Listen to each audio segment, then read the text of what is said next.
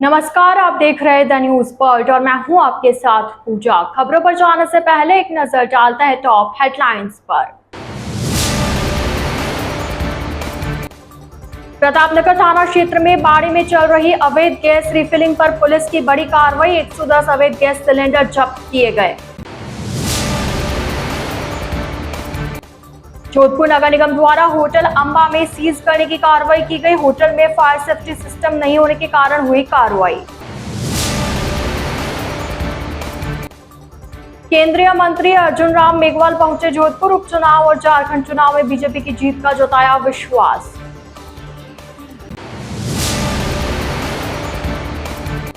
Honey trap के विभिन्न प्रकरणों में 25,000 रुपए के इनामी बदमाश को पुलिस ने किया दस्तयाब। ऑपरेशन भोकाल के तहत की कार्रवाई।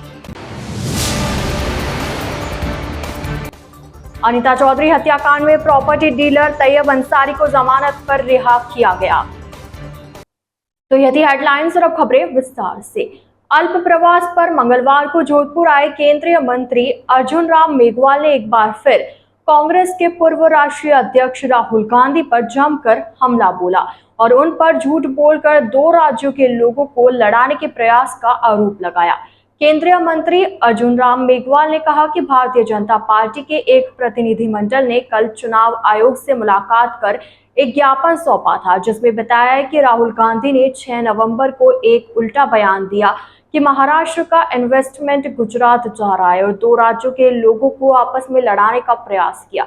उन्होंने कहा कि जो भी इन्वेस्टर होता है वह अपनी सुविधा के अनुसार इन्वेस्ट करता है और इसमें सरकार का कोई रोल नहीं होता। इसके बावजूद उन्होंने झूठ बोलते हुए कहा कि सरकार ने महाराष्ट्र का इन्वेस्टमेंट गुजरात भिजवा दिया। अर्जुन राम मेघवाल ने कहा कि हमने चुनाव आयोग को कहा कि राहुल गांधी आतंक स्तर के बयान देते हैं और चुनाव आयोग के नोटिस का भी इन पर कोई फर्क नहीं पड़ता। हमने भारतीय न्याय संहिता के प्रावधान 353 के तहत राहुल गांधी पर एफआईआर दर्ज करने की मांग की। वहीं उन्होंने दलितों को रोजगार नहीं देने का आरोप का जवाब देते हुए कहा कि राहुल गांधी को पहले 10 वर्ष के मनमोहन सिंह के कार्यकाल और 10 वर्ष नरेंद्र मोदी के कार्यकाल के बारे में तुलना करनी चाहिए। नरेंद्र मोदी विकास का पर्याय है और एनडीए में 1.5 गुना ज्यादा रोजगार दिए गए। प्रदेश में रहे उपचुनाव को लेकर अर्जुन राम मेघवाल ने कहा कि भारतीय जनता पार्टी इन उपचुनाव में बेहतर प्रदर्शन करेगी। कि हमारे हिसाब से, जैसे मैंने आपको 3-4 दिन पहले इसी मंच से कहा था यहाँ जोधपुर से, कि भारतीय जनता पार्टी बहुत बेहतर प्रदर्शन करने वाली है, ऐसा मैंने उस समय कहा था। आज भी मैं उससे और ज़्यादा कन्विंस हूँ कि भारतीय जनता पार्टी का प्रदर्शन इन 7 उपचुनाव में बहुत बेहतर रहेगा, इसमें कोई शक नहीं है। मैं ये आपको निश्चित रूप से कह सकता हूँ। कल आप चुनाव आयोग को भी ज्ञापन दिया था। देखिए, चुनाव आयोग में ज्ञापन इसलिए दिया कि 5 नवंबर को अमेरिका में एक रिजल्ट आया। 6 नवंबर को राहुल गांधी जी ने बहुत उल्टा एक बयान दिया कि सारा इन्वेस्टमेंट गुजरात का, ये महाराष्ट्र का, गुजरात जा रहा है और ये दो राज्यों के नागरिकों को लड़ाने जैसा एक स्टेटमेंट दिया। फिर ये कहा कि कुछ तमिलनाडु भी चला गया। अब देखिए, इन्वेस्टमेंट जो करने वाला व्यक्ति होता है वो वहाँ इन्वेस्टमेंट करता है जहाँ उनको सुविधा लगती है। इन्वेस्टमेंट कोई ये सरकार के कहने से तो होते नहीं। इन्वेस्टमेंट करने वाला कोई भी आदमी है। अब नैनो की प्रॉब्लम आई बंगाल में तो वो गुजरात गया, वो एक अलग विषय हो सकता है। गिफ्ट सिटी जो अहमदाबाद में आई उसके लिए हो सकता है बॉम्बे में जगह नहीं रही होगी, इस वजह से वो गुजरात आई। लेकिन आप चुनाव में दो राज्यों के नागरिकों को लड़ा रहे हो, झूठ बोल रहे हो कि सरकार ने ऐसा किया। इन्वेस्टमेंट करने वाला आदमी कहाँ इन्वेस्टमेंट करेगा? वो खुद सोचता है, निर्णय लेता है, वो खुद अपनी परिस्थितियां बनाता है। नंबर 2, संविधान की किताब लहरा रहे हो आप, ये कोई खिलौना है क्या? और फिर झूठ बोल रहे हो लगातार। फ्रस्ट्रेशन आपको 5 नवंबर का था तो 6 नवंबर को वहाँ महाराष्ट्र में जाकर के इस तरह से आपने क्यों निकाला? तो हमने चुनाव आयोग को कहा कि ये आदतन ये इस तरह का कार्रवाई करने के आदी हो गए हैं, आदतन हैबिचुअल है, और कोई आपके नोटिस का इनके असर नहीं पड़ रहा है। इसलिए भारतीय न्याय संहिता में एक सेक्शन आया है 353, उसके तहत आप एफआईआर दर्ज करो राहुल गांधी के खिलाफ। इसके लिए गए थे हम पूरे प्रतिनिधिमंडल में, हम अरुण सिंह जी भी थे, हमारे राष्ट्रीय महामंत्री, मैं भी था, और हमारे चुनाव का काम देखते हैं ओम पाठक जी, वो भी थे, एक हमारे राष्ट्रीय प्रवक्ता हैं संजय जी, शहजाद जी भी थे। तो ऐसे करके हम गए थे। देखिए, वो लगातार झूठ बोल रहे हैं और भ्रम फैला रहे हैं। हमने तो उनको कहा कि आप डीओपीटी का डेटा ले लीजिए, 10 साल में मनमोहन सिंह जी ने कितनी नौकरियां दी और 10 साल में मोदी जी ने कितनी नौकरियां दी, 1.5 गुना ज़्यादा दी। और कौन सी जगह मना है जी नौकरी, ये तो बताओ। वो दलित समाज को भरमाने का प्रयास कर रहे हैं, लेकिन हरियाणा में दलित समाज ने कांग्रेस को सबक सिखाया। मुझे लगता है महाराष्ट्र में और झारखंड में भी सबक सिखाएंगे कांग्रेस को। वहाँ कोई सत्ता के नज़दीक ही नहीं आने देंगे। वैसे भी वो सत्ता के नज़दीक नहीं है, वो तो किसी के सहारे हैं। यूपी में तो एक ही सीट नहीं है उनके पास, उपचुनाव में भी नहीं है, देखिए आप। इसलिए वो वैसे भी कांग्रेस पार्टी परजीवी पार्टी बन गई है। जोधपुर शहर के प्रतापनगर सदर थाना क्षेत्र में एसीपी रविंद्र बोथरा के नेतृत्व में पुलिस ने बड़ी कार्रवाई करते हुए करीब 110 अवैध गैस सिलेंडर जब्त किए। एसीपी रविंद्र बोथरा ने बताया कि स्पेशल टास्क फोर्स के तहत एक टीम इस पर काम कर रही थी, जिसमें मुखबिर तंत्र से सूचना मिली थी कि प्रतापनगर क्षेत्र में जंक्शन 19 के पास स्थित एक बाड़ी में अवैध गैस रिफिलिंग का कार्य किया जाता है, जिस पर थाना अधिकारी मई टीम के साथ मौके पर पहुंचे तब देखा कि यहां धड़ल्ले से अवैध गैस रिफिलिंग का कार्य किया जाता है। इस पर डीएसओ टीम को भी सूचित किया गया, उन्हें मौके पर बुलाया गया। एसीपी बोथरा ने बताया कि कार्रवाई के दौरान करीब 110 घरेलू और व्यावसायिक सिलेंडर जब्त करते हुए अवैध रिफिलिंग के उपयोग में लिए जाने वाले 2 4 व्हीलर गाड़ियां एवं बाइक भी जब्त की गई है। वहीं मौके से एक आरोपी को गिरफ्तार किया गया। गौरतलब है कि पूर्व में भी शहर में अवैध गैस रिफिलिंग के चलते कई बड़े हादसे हुए, जिसके बाद से पुलिस लगातार ऐसे गिरोह के खिलाफ कार्रवाई कर रही है। जबरो ऐसा इन सिलेंडर तो ला दो है और कितना लोग था लाते टैक्सी अलग अलग है नहीं बचे तो हैं।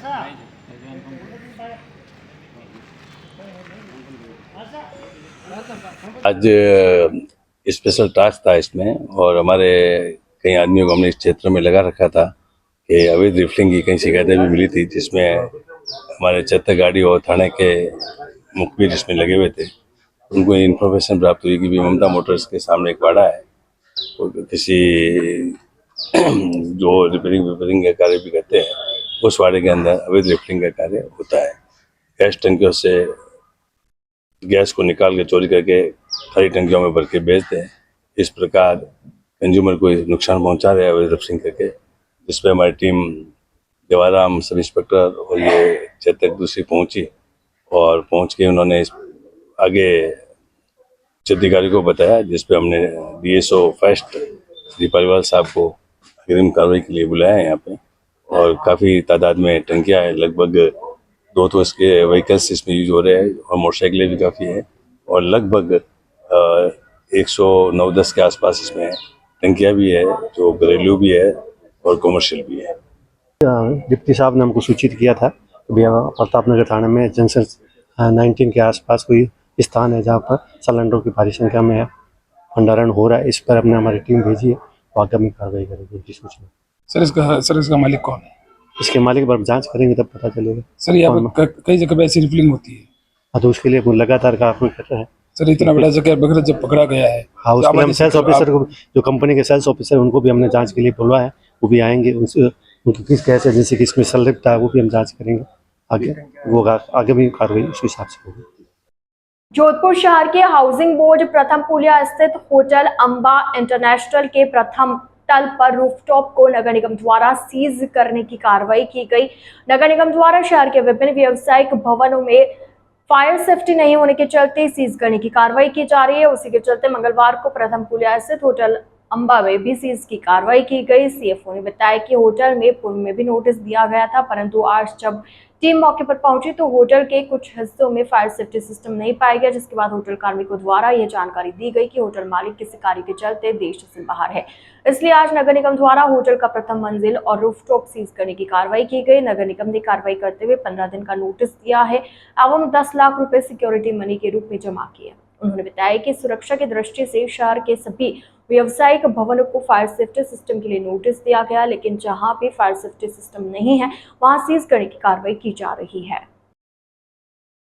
देखिए, आज जैसे कि आप देख रहे हैं, ये अम्बे होटल में हम यहाँ आए थे, फायर सेफ्टी इक्विपमेंट्स को चेक करने के लिए आए थे, चेक किया है। और दूसरा हमारे पास ऑर्डर था कि इसको सीज कर दिया जाए, लेकिन अभी जैसे कि यहाँ हमारी टीम आई है तो आने के बाद देख रहे हैं फायर सिस्टम सेफ्टी इनका काफ़ी कुछ लगाया हुआ है, वो भी चेक कर रहे हैं और प्रशासन से भी बात हो रही है।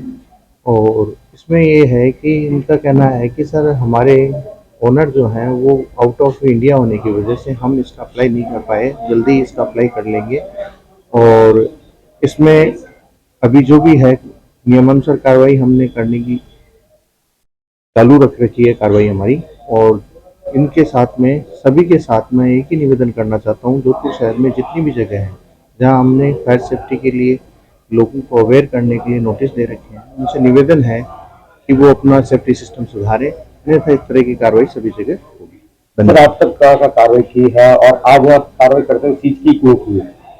देखिए, अभी यहाँ सीज की कार्रवाई चल रही थी, इसी दौरान प्रशासन का ये प्रशासन से बात हुई है तो उनका कहना है कि अभी यहाँ कस्टमर्स वगैरह काफ़ी ज़्यादा हैं, जिनके साथ बच्चे वगैरह हैं, उनको कुछ समय दिया जाए, तो अभी कुछ समय दिया गया है, उसके बाद नियमानुसार कार्रवाई प्रॉपर की जाएगी। हनी ट्रैप के विभिन्न प्रकरणों में 25,000 रुपए के इनामी शातिर बदमाश महेंद्र सिंह को जिला विशेष टीम ने ऑपरेशन भूकाल के तहत दस्तयाब करने में सफलता हासिल की है। रेंज स्तर पर चलाए जा रहे अभियान ऑपरेशन भूकाल के तहत कार्रवाई करते हुए पुलिस ने महेंद्र सिंह को गुजरात भागते समय ब्यावर से दस्तयाब किया। आरोपी फेक इंस्टाग्राम आईडी से प्रतिष्ठित लोगों को युवती के माध्यम से हनी ट्रैप में फंसाकर बड़ी राशि की डिमांड करता था। पुलिस ने बताया कि पुलिस थाना बालेसर में गत 5 सितंबर को प्रकाश सिंह द्वारा रिपोर्ट पेश कर बताया कि महेंद्र सिंह व 5-6 अन्य लोगों द्वारा एक युवती के माध्यम से हनी ट्रैप में फंसाकर युवती के साथ अश्लील वीडियो बनाया व वीडियो वायरल करने की धमकियां देकर करीबन 50 लाख रुपए की मांग कर 32 लाख रुपए की वसूली की। वहीं एक अन्य प्रकरण करीब 1 करोड़ रुपए की मांग का है। घटना की गंभीरता को देखते हुए हनी ट्रैप प्रकरणों के वांछित आरोपियों की दस्तयाबी हेतु विशेष टीम गठित की गई। जिला पुलिस अधीक्षक राममूर्ति जोशी ने बताया कि तकनीकी डाटाबेस व आम सूचना संकलन के आधार पर गैंग का मुख्य सरगना महेंद्र सिंह को जिला विशेष टीम द्वारा गुजरात भागते समय बीच रास्ते से दस्तयाब किया। हनी ट्रैप गैंग के मुख्य सरगना महेंद्र सिंह से हनी ट्रैप की अन्य वारदातों के बारे में गहनता से पूछताछ जारी है। जोधपुर पुलिस कमिश्नरेट की सदर बाजार थाना पुलिस ने पिछले 23 वर्षों से फरार वांछित 2000 का इनामी आरोपी संजय बंगाली को जयपुर से गिरफ्तार किया। फायर आरोपी संजय बंगाली पर शादी की नियत से नाबालिग लड़की को बहला फुसला कर ले जाने का आरोप है। सदर बाजार थाना अधिकारी कालू सिंह ने बताया कि आरोपी संजय बंगाली द्वारा नाबालिग लड़की को बहला फुसला कर शादी की नियत से भगा कर ले जाना व फरार हो जाने का आरोप है। वह पिछले 23 वर्षों से फरार चल रहा था और अब उस पर 2000 का इनाम भी रखा हुआ है। पुलिस ने बताया कि आरोपी से पूछताछ कर मामले में आगे अनुसंधान किया जा रहा है। राजस्थान हाईकोर्ट हेरिटेज परिसर में पुस्तकालय सचिव एवं कोषाध्यक्ष के नवनिर्मित चैम्बर न्यायालय में ऑनलाइन प्रवेश करने के लिए वीडियो कॉन्फ्रेंसिंग रूम और पुस्तकालय हाल के बोतल में ऊपरी खोल के नवीनीकरण कार्य का मंगलवार को राजस्थान हाईकोर्ट के मुख्य न्यायाधीश जस्टिस एम श्रीवास्तव ने उद्घाटन किया। राजस्थान हाईकोर्ट एडवोकेट एसोसिएशन की ओर से आयोजित इस कार्यक्रम में राजस्थान हाईकोर्ट के वरिष्ठ न्यायाधीश डॉक्टर PS भट्टी व जस्टिस दिनेश महता विशेष अतिथि के रूप में मौजूद रहे। वहीं राजस्थान हाईकोर्ट एडवोकेट एसोसिएशन के अध्यक्ष रत्नाराम ने कार्यक्रम की अध्यक्षता की। एडवोकेट एसोसिएशन के अध्यक्ष रत्नाराम ने कहा कि पिछले लंबे समय से राजस्थान हाईकोर्ट में ऑनलाइन करने की सुविधा प्रारंभ की गई है और अधिवक्ताओं को इसके लिए एक वीडियो कॉन्फ्रेंस रूम की आवश्यकता भी थी, जिसको पूरा करते हुए राजस्थान हाईकोर्ट संगठन ने अधिवक्ताओं के ऑनलाइन पेमेंट के लिए ये VC रूम तैयार किया है, जहां अधिवक्ता के लिए इंटरनेट सिस्टम सहित सभी सुविधा रहेगी और उनका काम ऑनलाइन भी हो सके। वहीं संगठन की ओर से हेरिटेज हाईकोर्ट में बने अध्यक्ष चैम्बर में पुस्तकालय हॉल का नवीनीकरण कार्य भी किया गया। साथ ही पुस्तकालय सचिव, कोषाध्यक्ष चैम्बर भी बनाए गए। इस अवसर पर राजस्थान हाईकोर्ट के मुख्य न्यायाधीश जस्टिस MM श्रीवास्तव ने एडवोकेट एसोसिएशन के कार्य की सराहना की। में से फ्री हुए क्योंकि उनके पास जूनियरों के पास बहुत ज़्यादा काम नहीं है, तो उनको आप प्रेरित करिए कि वो लाइब्रेरी में आए, लाइब्रेरी में आके बैठ के किताबें पढ़ें, आपस में डिस्कशन भी करें, तो उससे उनकी गुणवत्ता बहुत तेज़ी से बढ़ेगी। और अंत में मैं आप सभी को बहुत बहुत बधाइयाँ देता हूँ।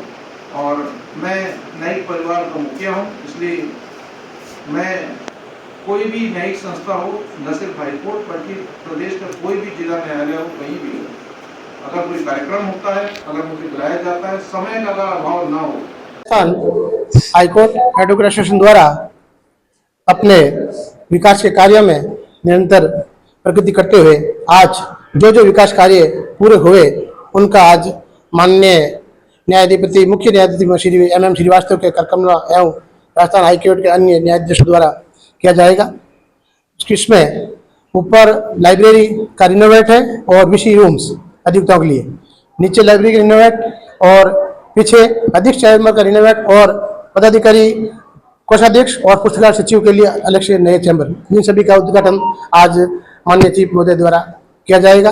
अभी चीफ महोदय और उनके करकमलों से ये काम चलता रहे, आगे जो भी विकास कार्य होंगे उस प्रगति में और आगे चलते रहेंगे। एडवोकेट एसोसिएशन आगामी दिनों में क्या एडवोकेट एसोसिएशन का पहला ध्येय अधिवक्ताओं के लिए बैठने की व्यवस्था करना और उनके वेलफेयर फंड का ध्यान रखना, उसी के क्रम में हम काम कर रहे हैं जिसमें हम सफल होंगे।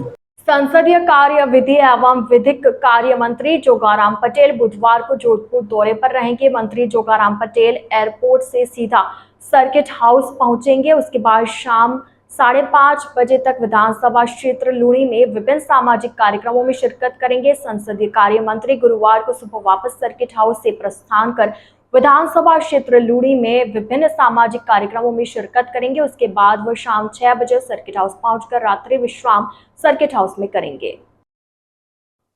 द न्यूज बर्ड के इस बुलेटिन में फिलहाल वक्त हो चला एक छोटे से ब्रेक का। ब्रेक के बाद जल्द हाजिर होंगे। आप बने रहिए द न्यूज बर्ड के साथ।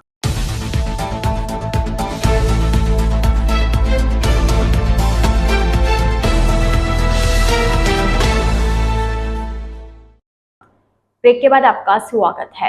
अनीता चौधरी हत्याकांड में इतने दिन बीत जाने के बाद भी पुलिस अभी तक खाली हाथी है। वहीं हत्याकांड के मुख्य आरोपी को गिरफ्तार किए हुए भी 3 दिन से अधिक हो गए, लेकिन पुलिस अभी तक गुलामुद्दीन से कुछ भी राज नहीं खुलवा पाई। जानकारी के अनुसार गुलामुद्दीन पुलिस की पूछताछ में लगातार अपने बयान बदल रहा है, वो पुलिस को गुमराह कर रहा है, जिससे पुलिस अभी तक किसी नतीजे पर नहीं पहुंच पा रही। वहीं इस पूरे मामले में मंगलवार को एक और नया मोड़ देखने को मिला है। अनीता चौधरी के परिजनों के एक वायरल ऑडियो में बार बार नाम लिए जाने वाले तैयब अंसारी को आज जमानत मिल गई। तैयब अंसारी इस पूरे घटनाक्रम की अहम कड़ी है, जिसका बार बार नाम सामने आ रहा है। तैयब अंसारी की जमानत के बाद यह मामला अब और उलझता नजर आ रहा है, लेकिन पुलिस का दावा है कि वह जल्दी इस मामले की तह तक पहुंच जाएगी। संतरी को चकमा देकर फरार होने के मामले में मोटरसाइकिल चोर को जोधपुर ग्रामीण पुलिस ने 1 घंटे में दस्तयाब कर लिया। जिला पुलिस अधीक्षक जोधपुर ग्रामीण राममूर्ति जोशी ने बताया कि पुलिस थाना ओसिया में मोटरसाइकिल चोर जो पेशे से मजदूरी करता है, संतरी को चकमा देकर फरार हो गया था, जिससे दस्तयाब करने में सफलता हासिल की। आरोपी को अदालत में पेश किया गया था, जिसे न्यायालय द्वारा न्यायिक अभिरक्षा में भिजवाने का आदेश करने पर जेसी वारंट प्राप्त कर थाना पर संतरी की निगरानी में बैठाया गया, जो थाना संतरी को चकमा देकर थाना परिसर से फरार हो गया। ओसिया थाना अधिकारी मय पुलिस जाप्ता सादे वस्त्रों में अलग अलग 12 टीमों का गठन कर जाकर ओसिया के चारों तरफ घेराव कर पैदल व मोटरसाइकिलों से तलाश शुरू की। नाकाबंदी के दौरान आरोपी रेलवे पटरियों के पास घनी बबुल की झाड़ियों में छुपा हुआ था। राजस्थान नगरीय आधारभूत विकास परियोजना की सामुदायिक जागरूकता एवं जन सहभागिता इकाई द्वारा रोडेप संभाग जोधपुर अतिरिक्त मुख्य अभियंता संजय माथुर के मार्गदर्शन में जागरूकता कार्यक्रम के तहत मंगलवार को राजकीय प्राथमिक विद्यालय खोखरिया फाटा के पास बना रोड जोधपुर में परियोजना के अंतर्गत किए जा रहे विकास कार्यों में सहभागिता सुनिश्चित करने हेतु विद्यार्थी जागरूकता कार्यक्रम का आयोजन किया गया। कार्यक्रम में सामुदायिक जागरूकता एवं जन सहभागिता इकाई के सामाजिक विकास विशेषज्ञ संत लाल सारण ने रूडीप के तहत हो रहे विकास कार्य के बारे में जानकारी देते हुए वर्षा जल निकासी हेतु निर्माणाधीन आरटीओ ड्रेनेज के फायदे के संबंध में विद्यार्थियों को बताया। वह परियोजना संबंधित शिकायत एवं सुझाव के लिए टोल फ्री नंबर के बारे में जानकारी देते हुए पैम्पलेट्स वितरित किए। कार्यक्रम में बच्चों को स्वच्छता के प्रति जागरूक करते हुए ठोस कचरे के सही निस्तारण, व्यक्तिगत स्वच्छता व मौसमी बीमारियों के प्रति सजग रहने हेतु प्रेरित किया। नागौर के खिवंसर राजकीय विधि महाविद्यालय में केंद्रीय पर्यवेक्षकों व जिला निर्वाचन अधिकारी अरुण कुमार पुरोहित के निर्देशन में तृतीय एवं अंतिम मतदान दलों का अंतिम प्रशिक्षण समाप्त हुआ। मंगलवार को मतदान दलों को ईवीएम सहित अन्य चुनाव सामग्री वितरित की गई और मतदान पश्चात वापस सामग्री जमा कराने के लिए निर्देशित किया गया। खिवंसर उपचुनाव को लेकर 268 मतदाता दल गठित किए गए हैं। आपको बता दें कि 13 नवंबर को सुबह 7 बजे से खिवंसर विधानसभा क्षेत्र में 264 मुख्य और 4 सहायक बूथों पर मतदान प्रारंभ किया जाएगा। जिला निर्वाचन अधिकारी जिला कलेक्टर अरुण कुमार पुरोहित ने 13 नवंबर को हो रहे चुनाव में अनिवार्य रूप से मतदान का फर्ज निभाने की अपील की है। सभी खिवंसर विधानसभा क्षेत्र वासियों से अपील की गई है। जिला निर्वाचन अधिकारी ने कहा कि भारत संपूर्ण विश्व का सबसे बड़ा लोकतंत्र है और स्वतंत्र एवं निष्पक्ष चुनाव हमारे लोकतंत्र का मूलाधार है। उन्होंने नागौर जिले के खिवंसर विधानसभा क्षेत्र के सभी मतदाताओं से आग्रह किया है कि 13 तारीख को सुबह 7 बजे से शाम 6 बजे के बीच अपने क्षेत्र में मतदान अनिवार्य रूप से करें। नमस्कार, मैं अरुण कुमार पुरोहित, जिला कलेक्टर एवं जिला मजिस्ट्रेट और जिला निर्वाचन अधिकारी नागौर। जैसा आप सभी को ज्ञात है कि कल 13 नवंबर को हमारे जिले में खिवंसर विधानसभा क्षेत्र में उपचुनाव का मतदान दिवस है। मतदान का समय प्रातः 7 बजे से लेकर शाम 6 बजे तक है। मैं खिवंसर विधानसभा क्षेत्र के सभी सम्मानीय मतदाताओं से अनुरोध करना चाहता हूं कि आप अधिक से अधिक संख्या में मतदान के लिए पधारें, मताधिकार का उपयोग करें। हमने आपके मतदान केंद्रों पर सभी आवश्यक व्यवस्थाएं सुनिश्चित की हैं। किसी भी प्रकार की कोई भी कठिनाई, चाहे वो वरिष्ठ नागरिक हो या स्पेशली एबल पर्सन हो या अन्य मतदाताओं, किसी भी तरह की कोई दिक्कत किसी को नहीं रहेगी। पर्याप्त सुरक्षा व्यवस्थाएं एवं पर्याप्त सुविधाएं वहाँ उपलब्ध हैं। आप सभी से अनुरोध है कि आप मताधिकार का अवश्य एवं अवश्य उपयोग करें और कल मतदान के लिए पधारें। मतदान के लिए आप अपने साथ ईपिक, जैसे फोटो आइडेंटिटी कार्ड जो निर्वाचन विभाग द्वारा जारी किया गया है, उसका उपयोग कर सकते हैं। यदि आपके पास इस समय वो नहीं मिल रहा है तो आप उसके अलावा 12 अन्य वैकल्पिक दस्तावेज भी हैं, जिसमें Aadhaar card, PAN card, driving licence, bank की पासबुक आदि सब शामिल है। कोई भी ओरिजिनल डॉक्यूमेंट लेकर के आप आ सकते हैं और जिसका नाम मतदाता सूची में है, और ये ओरिजिनल डॉक्यूमेंट लेकर के यदि आप मतदान केंद्र पर आएंगे तो आपको मतदान करने में सुविधा रहेगी। किसी प्रकार की कोई परेशानी नहीं होगी। धन्यवाद। जोधपुर के मसूरिया पहाड़ी पर स्थित श्री बाबा रामदेव जी मंदिर में बाबा की 10वीं पर अन्नकूट का आयोजन किया गया। बाबा रामदेव मंदिर अध्यक्ष नरेंद्र शर्मा ने बताया कि प्रतिवर्ष की भांति इस वर्ष भी बाबा की 10वीं पर मंदिर में बालीनाथ समाधि पर न सिर्फ 56 बल्कि 256 से भी अधिक का भोग आयोजित किया गया। इस दौरान कच्चे प्रसाद का भोग लगाया गया। शाम को महाआरती के पश्चात मंदिर में आने वाले सभी श्रद्धालुओं को प्रसाद वितरित किया गया। इस अवसर पर मंदिर परिसर को फूलों और आकर्षक रोशनी से सजाया गया। हर वर्ष की भांति इस वर्ष भी रामदेव जी के गुरु बालीनाथ जी के समाधि स्थल पर भोग का कार्यक्रम रखा गया है। और ये 56 भोग नहीं है, इसमें 256 से अलग तरह के हैं और सब तरह की सब्जियां, सब तरह की मिठाइयाँ, जितनी भी जोधपुर में मिठाइयाँ वगैरह, जो भी सब्जियां वगैरह होती हैं, जो कच्ची पकी, और रोटी भी कई तरह की होती है, बाजरे की रोटी, गेहूं की रोटी, मक्के की रोटी, और सब्जियों में सब तरह की सब्जियां वगैरह सबका भोग लगता है। और कच्ची प्रसादी हम आरती के पश्चात सबको दे रहे हैं और पक्की प्रसादी कल 11 बजे हम देंगे। लगभग 156 से अधिक वैरायटियाँ बाबा के प्रसादी में रखी गई है और आयोजन किया गया है। आज अभी शाम आरती के पश्चात कच्चा प्रसादी वितरण की जा रही है। कल दोपहर बाद में पक्की प्रसादी का वितरण किया जाएगा दर्शनार्थियों को। कितना वर्षों से प्रोग्राम आयोजन जो होते जा रहे हैं, कई वर्षों पिछले निरंतर कई वर्षों से ये हो रहा है। दशम के दिन होता है, 11 के दिन वितरण किया जाता है। इस बार अन्नकूट में क्या विशेष रखा गया है?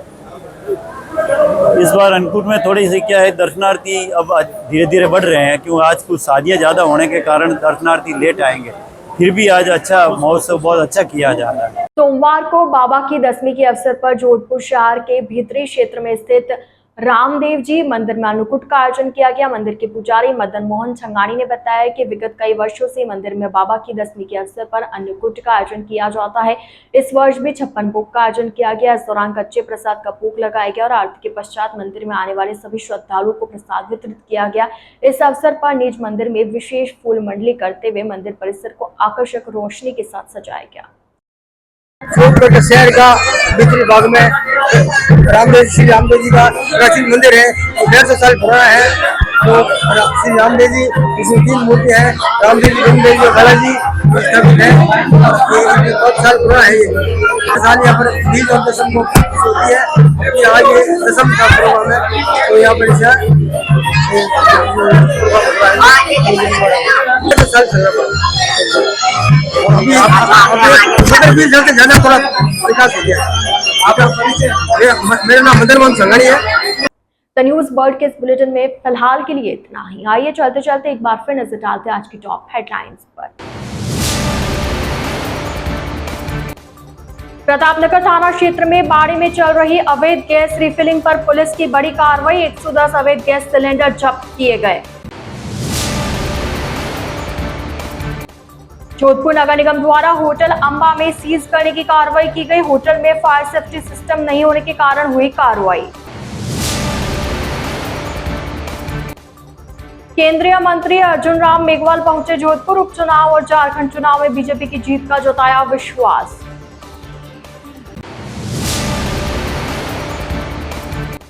हनी ट्रैप के विभिन्न प्रकरणों में 25,000 रुपए के इनामी बदमाश को पुलिस ने किया दस्तयाब। ऑपरेशन भोकाल के तहत की कार्रवाई। अनीता चौधरी हत्याकांड में प्रॉपर्टी डीलर तैयब अंसारी को जमानत पर रिहा किया गया। तो अब दीजिए इजाजत पूजा को और आप इसी तरह बने रहिए द न्यूज बर्ड के साथ। नमस्कार।